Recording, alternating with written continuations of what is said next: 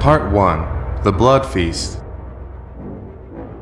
One night, more than 80 members of a single family were slaughtered at a banquet, not on a battlefield, but in a place where they believed peace was waiting. And yet, that is not the most terrifying part.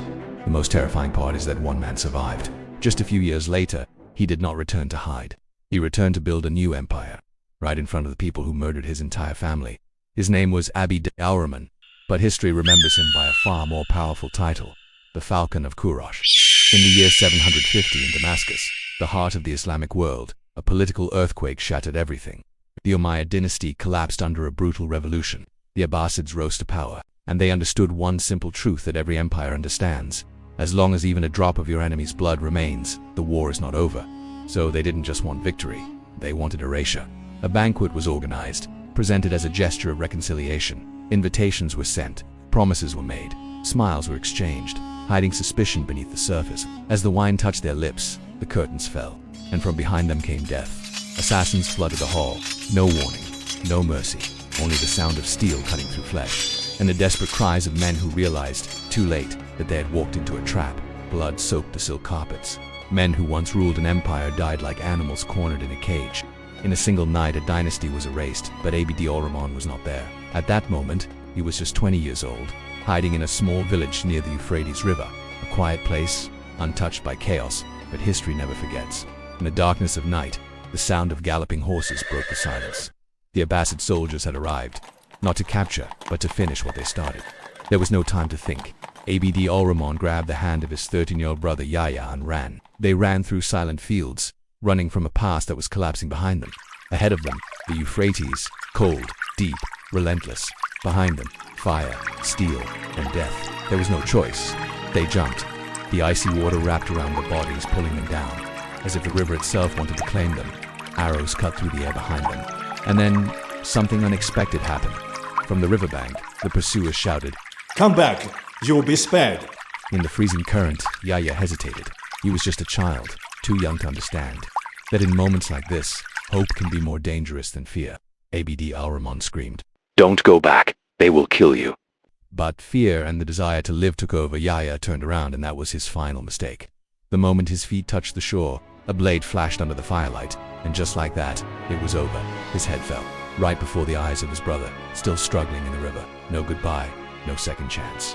Only silence and the laughter of men who believed they had ended a bloodline forever. In the middle of the Euphrates, Abd al-Rahman understood something. From that moment on, he was no longer a prince. He had no family, no home, no past left to return to. He had only one thing left, his life and a purpose. If it were you, would you have turned back?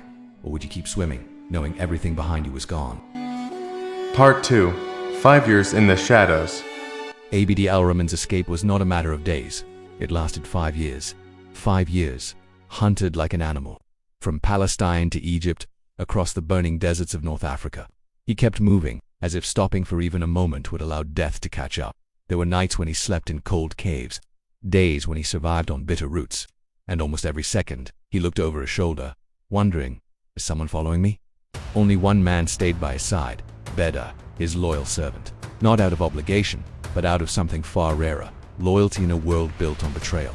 There were moments when Abd al-Rahman hid inside piles of hay. He could hear soldiers walking nearby.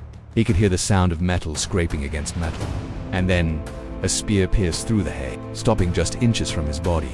One small movement, and his story would have ended right there. But he survived. Not because of luck, but because he refused to die. Because he understood a truth most people never face. When you are the last of your bloodline, your death is not just your own. It is the end of an entire history. And then, fate shifted. His mother was Berber, and when he reached North Africa, her people recognized something in him. Not weakness, but fire. They protected him, trained him, taught him how to survive.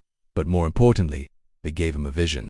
Across the Strait of Gibraltar lay Al-Andalus, a land rich, but divided, a land where power existed, but no one strong enough to truly control it. And most importantly, there were still those who remained loyal to the Umayyads, men without a leader, men waiting for a symbol. Abd al-Rahman realized something.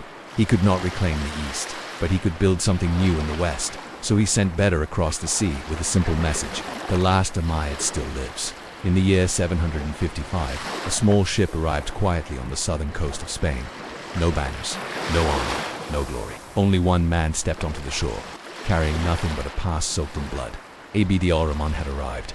Al-Andalus was ruled by Yusuf al-Fri, a powerful man who saw Abd al-Rahman as nothing more than a lucky refugee. He sent gifts and a message, leave. But Abd al-Rahman did not come to beg. He threw the gifts to the ground and said, I did not come to ask. I can't take what is mine. The final battle took place near Cordoba, and the truth was simple. If he lost, he would die. No escape, no second chance.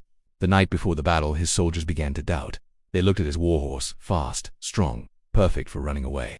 They whispered among themselves, and Abd al-Rahman heard them. The next morning, he stepped down from the horse, gave it to a soldier, and said, I will not run. Instead, he mounted an old mule, a choice that seemed foolish, but changed everything. In that moment, his men understood. They were not fighting alone. They were fighting beside a man ready to die with them. And when an army no longer fears death, it becomes unstoppable. The battle began. Under the burning sun, the falcon rose, and that small, desperate army crushed a force far greater than themselves. In 756, Abd al-Rahman entered Cordoba, not as a survivor, but as a founder. A new empire was born. Part 4. An Empire from Ashes.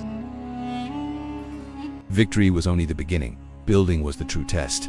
For over 30 years, Abd al-Rahman transformed Cordoba into one of the greatest cities in the world. While much of Europe remained in darkness, Cordoba shined with light, knowledge, and culture. He built the great mosque of Cordoba, planted palm trees from Syria, a quiet reminder of a homeland he would never see again. There is a story that the Abbasid Caliph once asked, who is the greatest man alive? And then answered his own question, Abd al-Rahman. Not because he ruled the largest empire, but because he did what no one thought possible. From a hunter fugitive to the founder of a new dynasty. That was the perfect revenge. Part 5. Legacy. Abd al-Rahman did not win because he was stronger. He won because he had nothing left to lose. He lost his family, his home, his past, but he did not lose his will. And sometimes, those who have nothing left to lose are the most dangerous people in the world. History does not remember those who are born strong. It remembers those who survived. So what about you? Would you turn back? Or would you keep swimming? If this story made you think, follow the channel, because history has far more brutal turning points than this.